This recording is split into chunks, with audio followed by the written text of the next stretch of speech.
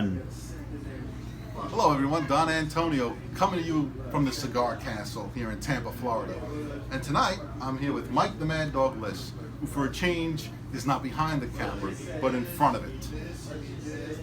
So tonight we're going to be doing a cigar review on the Maduro Partagas 1845 that comes in the crystal tube.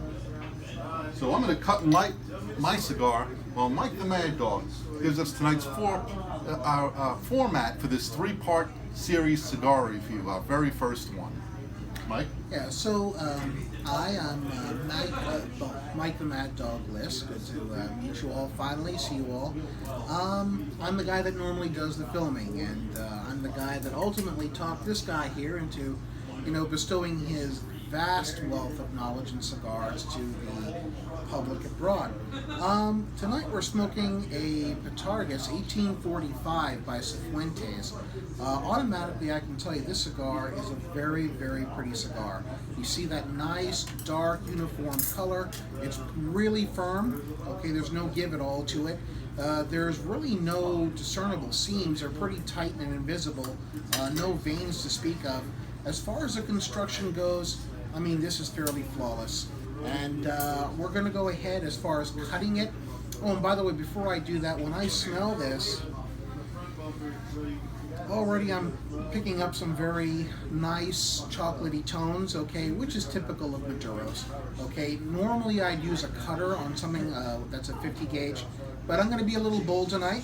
I'm going to use this wonderful Cigar 70 gauge cutter that Mr. Don Antonio was nice to, turn me on to. So I'm going to go ahead and do that now.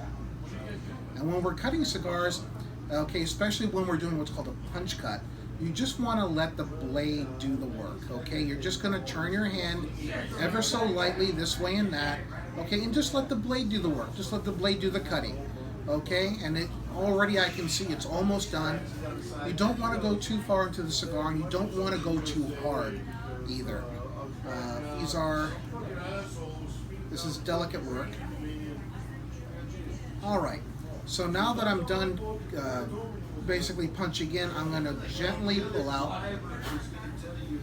Okay, and as you can see, the cap here is pretty much detached, okay, from the rest of the body, what we call the shoulder. Okay, I'm going to go ahead and just gently pry that away. Usually I'd use a pick or so. Mike, please. Thank you so much. Just going to go ahead and use the pick to pry away the rest of the cap. Okay, and we can see the exposed tobacco underneath. It's packed pretty tight, okay, which is actually part of its charm.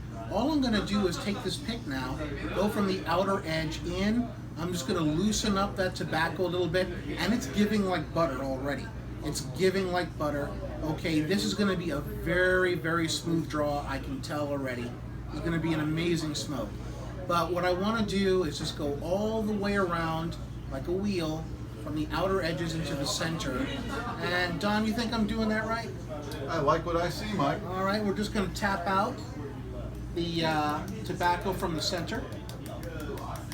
And as you can see, there's some outliers here. We're just going to blow that away. If I get a little tobacco in my mouth, it's okay. I've consumed worse things. Let's go ahead and light this up. And Mike, I just wanted to make a comment here. I noticed that when you smelled your cigar, put it right to your nose, gave it a good whiff.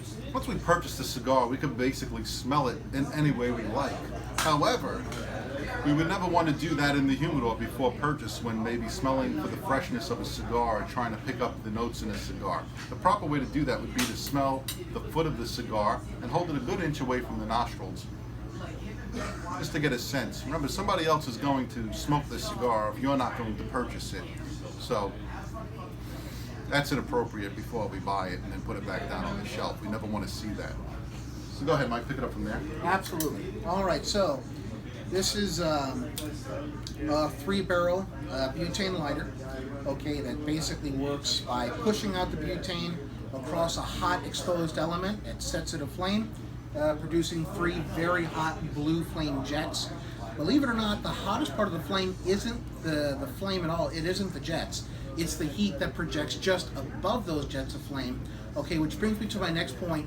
When lighting a cigar, okay, as you would undoubtedly have seen from Mr. Don Antonio's previous videos, you don't ever want the flame to actually touch the cigar, because then you're charring it, you're burning it. Okay, this is like, basically it's something that we consume. It's like food. You don't want to burn it, you want to slowly cook it. You want to slowly toast it, as we call in the cigar industry. So here's what I'm going to do. You hear the flames? Mike, if I can, before you start that, if I can stop you there. Absolutely. Go ahead and take a cold draw on that cigar. All right. I like to do that for two reasons. One, I get to check the draw of the cigar, that I have a good pull, and I can taste some of the notes in the cigar pre-light, which is always interesting to do. I get a nice cocoa, coffee kind of a finish to it. I love the Partagas. Mike was mentioning before about how nice the cigar looked, and one additional point I would illustrate is the sheen, the oils in the wrapper of this tobacco. And the wrapper is the most expensive component for the cigar maker to purchase or to grow when making this cigar. So the wrapper is the most expensive tobacco.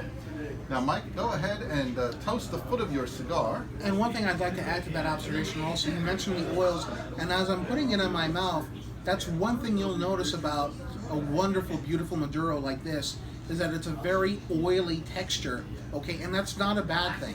It actually enhances the experience.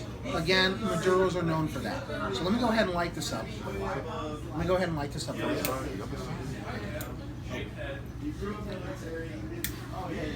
Excuse me, it's been a long night. Oh, yeah. It's okay, man, dog. This is your first time in My front of the first time camera. on camera. Now, notice here, what I'm doing, okay, is I don't want to do this all in one shot. Lighting a cigar, okay, should not be a quick process. It can take anywhere from 30 seconds all the way up to 3 minutes or more, okay, just depending. You want to do it very gently. So, as you notice, I'm basically just giving the cigar a chance to get used to the heat. Once I see it start to smoke, I'm going to blow on it a little bit, okay, just to let the air do some of the cooking. And eventually, as I keep doing this, what you're going to see is the development of white ash around the cigar, and that's how I know it's toasting properly. One of the things I want to interject here, Mike, is if you want to expedite the lighting of your cigar without sacrificing too much to the process, after toasting, you can go ahead and take a cedar stick, and I'll just do this one more time, hit it, kind of give it a blow, show it to you at home, light a stick, a stick made of cedar, and just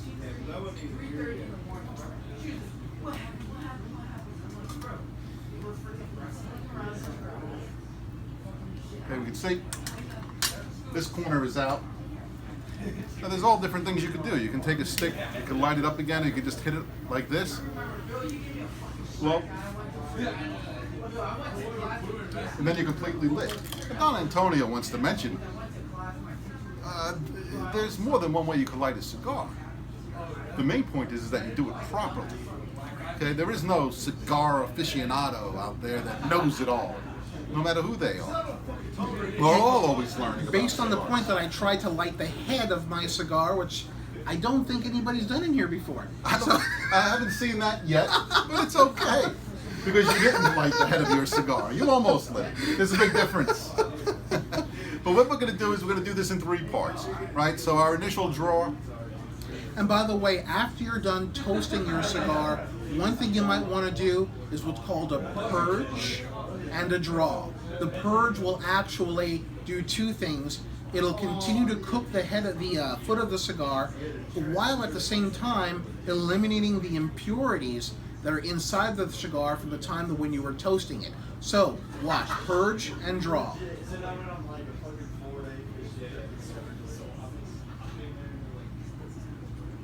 You can see that full orange develop on the foot of Mike's cigar when he took that draw, and after priming it with a purge, right? Getting the impurities away, igniting the cigar a little deeper, and then taking it the rest of the way over the finish line.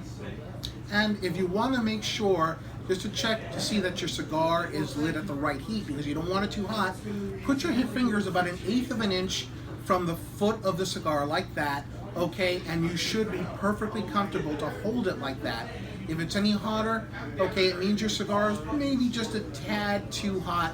Just want to lay off a little bit and let it cool on its own. It'll only take about 30 seconds or so. All right, and then you're ready to go back at it. Otherwise, you risk what's called canoeing. That's where it burns more down one side, okay, and that can actually affect the experience you have when you smoke. Right, especially because that when it canoes, most of the time, part of the cigar is out. If part of the cigar is out and you're tasting the part that is no longer lit, the black ash, kind of has like a ashtray sulfur-like quality to it. It's another reason why we don't stamp cigars out, other than the fact that it's gauche, is because it'll produce a sulfur aroma in the air. Unpleasant, so we avoid doing that. Mike, I just wanted to mention that we're going to do this series in 3 parts, right? We have our initial impression of the cigar after lighting it. So what flavors are you getting off of that initial draw? Initially, I'm getting a very little sweetness, if any. There's a hint of fermented tobacco in the background, but it's mostly an espresso. It's a rather robust flavor that I'm getting. This cigar is saying, I am here, I am present, and you are smoking me. You know that you're smoking a cigar when you're smoking the Partagas 1845. Well said. And I too, I'm not really getting much sweetness right now, but I am getting very dark, deep flavors. Again, really dark, deep, bitter cocoa. Okay, some coffee, I would say, maybe some coffee undertones to it. Just a delicious cigar. And one thing that this cigar actually did with me on my first draw, it actually made my mouth water. I could actually feel my mouth start to water, okay, on that first draw. Just a delicious cigar so far. Okay, so we're going to be back at the halfway point. That's when the cigar, I think, reaches its pinnacle. It opens up like a flower at that point. You're really experiencing the high point of the cigar. And then we're going to wrap it up as we get through the final third to say how the cigar is closing out and our overall impression. So that's how we're going to do our reviews. We're going to, I guess, experiment with the format. This is the first time we're doing a review. But if all goes well, it'll always be done in 3 parts: the beginning, the middle, and the final thoughts. I'm looking forward to it. All right. Well, thank you, Rich, for filming this segment. And we'll be back at the halfway point. But before we go, can you turn your attention to the door? It's Joe the Show. Joe the Show Is in the house in the Cigar Cast. We'll be back at you in a few moments. Stay well.